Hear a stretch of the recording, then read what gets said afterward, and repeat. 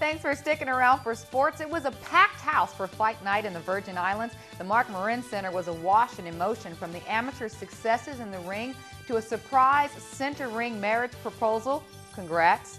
And who could forget the night's tribute to Emil Griffith and the late champ's family donating his boxing gloves and fighter's robe to the VI boxing community. The 340 cadre of professional fighters brought home the wins. Here are your highlights.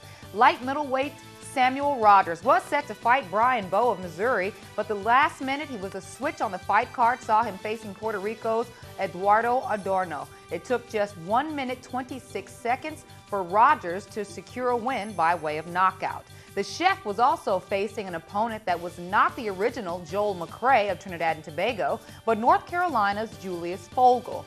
Late in the first round, the chef drew blood, knocking Fogel to the mat, and went on to take the fight by way of knockout, dropping Fogel to a 17-9 record. The main event was worth the billing, as crowd favorite John "The Rock" Jackson took on Oakland's Tony Hirsch in the 8-round feature event. Hirsch is a sparring partner for boxing champion Andre Ward. He was cagey early on, but what no one knew was ahead of the fight was that Jackson was suffering from a fever brought on by wisdom teeth he couldn't have taken out before the fight. He managed to overcome and go 8 rounds for the knockout. It was a victory by unanimous, not the knockout, but a victory by unanimous decision, 79, 73, 77, 75, and 78, 74, to bring home the win in front of an ecstatic home crowd.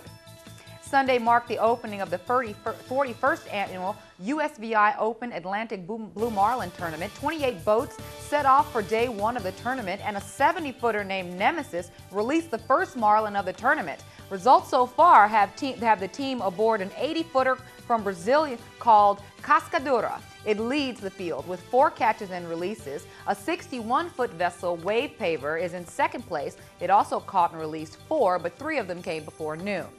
Randall Doc James Racetrack saw action this weekend, and it was jockey Wilfred Gote aboard Big D who bested a 5-horse field for a $7,000 purse on Sunday's 7-furlong feature race. Other winners include horses J.P. DeYoung, Karma Cat, Kid from Camaro, Holy Barbara, Fly in the Soup, and Crucian Emerald.